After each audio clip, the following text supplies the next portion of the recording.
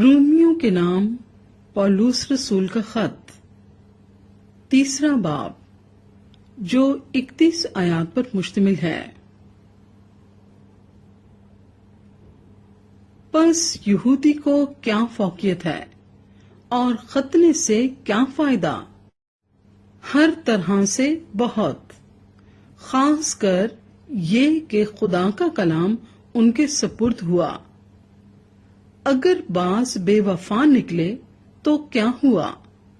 کیا ان کی بے وفائی خدا کی وفاداری کو باطل کر سکتی ہے؟ ہرگز نہیں، بلکہ خدا سچا ٹھہرے اور ہر ایک آدمی جھوٹا۔ چنانچہ لکھا ہے کہ تو اپنی باتوں میں راست باز ٹھہرے اور اپنے مقدمے میں فتح پائے۔ اگر ہماری ناراستی خدا کی راست بازی کی خوبی کو ظاہر کرتی ہے تو ہم کیا کہیں؟ کیا یہ کہ خدا بے انصاف ہے جو غضب نازل کرتا؟ میں یہ بات انسان کی طرح کہتا ہوں، ہرگز نہیں، ورنہ خدا کیوں کر دنیا کا انصاف کرے گا؟ اگر میرے جھوٹ کے سبب سے خدا کی سچائی اس کے جلال کے واسطے زیادہ ظاہر ہوئی تو پھر کیوں گنہگار کی طرح مجھ پر حکم دیا جاتا ہے؟ اور ہم کیوں برائی نہ کریں تاکہ بھلائی پیدا ہو؟ چنانچہ ہم پر یہ تہمت لگائی بھی جاتی ہے، اور بعض کہتے ہیں کہ ان کا یہی مقولہ ہے، مگر ایسوں کا مجرم ٹھہرنا انصاف ہے۔ پس کیا ہوا؟ کیا ہم کچھ فضیلت رکھتے ہیں؟ بالکل نہیں، کیونکہ ہم یہودیوں اور یونانیوں دونوں پر پیشتر ہی یہ الزام لگا چکے ہیں کہ وہ سب کے سب گناہ کے ماتحت ہیں۔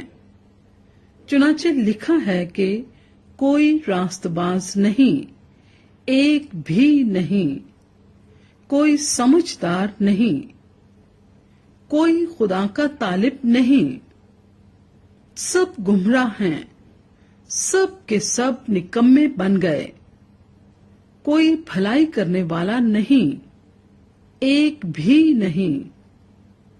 ان کا گلا کھلی ہوئی قبر ہے، انہوں نے اپنی زبانوں سے فریب دیا، ان کے ہونٹوں میں سانپوں کا زہر ہے، ان کا منہ لعنت اور کڑواہٹ سے بھرا ہے، ان کے قدم خون بہانے کے لیے تیز رو ہیں، ان کی راہوں میں تباہی اور بدحالی ہے، اور وہ سلامتی کی راہ سے واقف نہ ہوئے، ان کی آنکھوں میں خدا کا خوف نہیں۔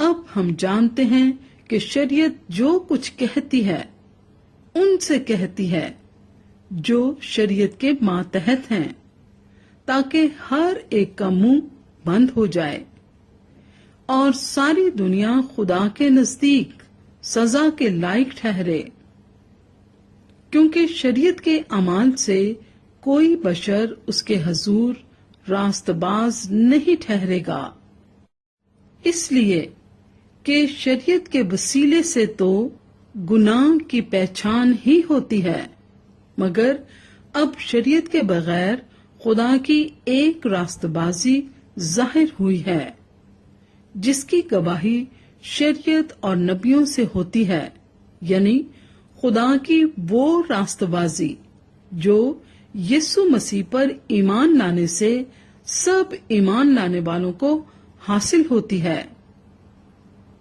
کیونکہ کچھ فرق نہیں، اس لیے کہ سب نے گناہ کیا اور خدا کے جلال سے محروم ہیں، مگر اس کے فضل کے سبب سے اس مخلصی کے وسیلے سے جو مسیح یسوع میں ہے مفت راست باز ٹھہرائے جاتے ہیں۔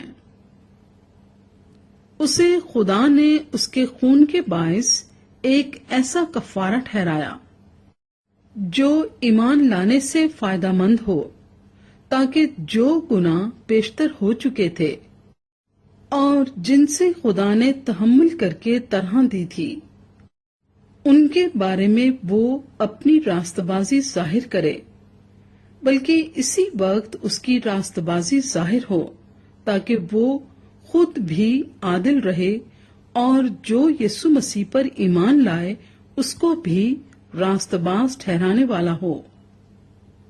پس فخر کہاں رہا؟ اس کی گنجائش ہی نہیں۔ کون سی شریعت کے سبب سے؟ کیا اعمال کی شریعت سے؟ نہیں، بلکہ ایمان کی شریعت سے۔ چنانچہ ہم یہ نتیجہ نکالتے ہیں کہ انسان شریعت کے اعمال کے بغیر ایمان کے سبب سے راست باز ٹھہرتا ہے۔ کیا خدا صرف یہودیوں ہی کا ہے، غیر قوموں کا نہیں؟